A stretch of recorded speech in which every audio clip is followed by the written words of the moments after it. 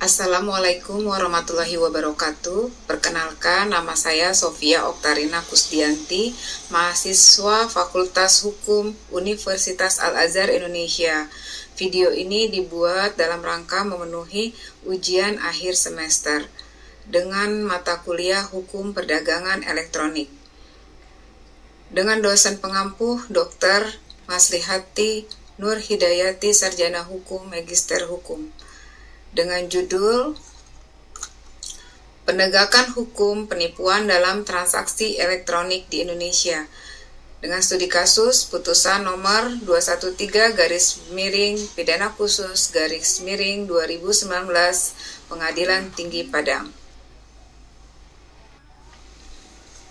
Pembahasan. Indonesia merupakan negara dengan potensi e-commerce yang tinggi di dunia. Data PPRO Finansial tahun 2018 menyebutkan pertumbuhan perdagangan online di Indonesia mencapai 78% per tahun. Angka ini merupakan yang tertinggi di dunia, dengan rata-rata di 7 dunia hanya 60%. Berbagi kemudahan dan besarnya potensi perekonomian yang ada di Indonesia, muncul permasalahan kejahatan yang menggunakan fasilitas e-commerce dalam aktivitasnya. Perlindungan konsumen transaksi elektronik dalam hukum nasional dan internasional belum memberikan perlindungan hukum yang maksimal dan komprehensif terhadap hak-hak konsumen karena transaksi elektronik berbeda dengan transaksi konvensional. Perlindungan hukum secara preventif, yaitu perlindungan konsumen melalui peraturan perundang-undangan yang terkait dalam perlindungan konsumen.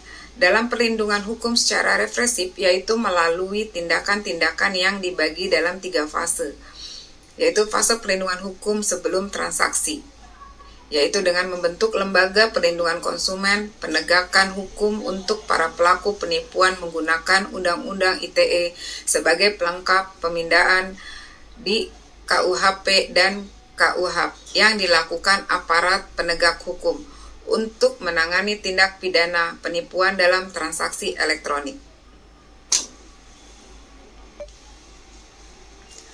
Bentuk pertanggungjawaban pelaku penipuan, perbuatan tersebut diatur dan diancam pidana dalam pasal 62 ayat 1 junto, pasal 8 ayat 1 huruf J, Undang-Undang Nomor 8 Tahun 1999, berdasarkan tuntutan penuntut umum tanggal 28 Oktober 2019, nomor registrasi perkara 531-Padang-08-2019 yang pada pokoknya menuntut supaya Majelis Hukum Pengadilan Negeri Padang yang memeriksa dan mengadili perkara itu memutuskan bahwa Herin Budi Moncuri terbukti secara sah melakukan tindak pidana pangan dan perlindungan konsumen, sebagaimana diatur dan diancam pidana dalam dakwaan ke-1, pasal 142 junto, pasal 91 ayat 9, ayat 1 Undang-Undang Nomor 18 Tahun 2012 tentang pangan, dan kedua, pasal 62 ayat 1 junto, pasal 8 ayat 1 huruf J Undang-Undang Nomor 8 Tahun 1999 tentang perlindungan konsumen, dan dijatuhkan penjara 1 tahun dan menyerahkan barang bukti tersebut. Hal tersebut mengakibatkan kerugian diatur dalam pasal 28 ayat 1 Undang-Undang ITE yang merugikan salah satu pihak dapat dijadikan alat bukti yang sah di mata hukum, dan penerapan sanksi pidana dapat dikenakan pasal berlapis. Jika unsur-unsur telah terpenuhi, maka penegak hukum dapat menggunakan kedua pasal tersebut untuk menjatuhi pidana pada pelaku. Terima kasih. Wassalamualaikum warahmatullahi wabarakatuh.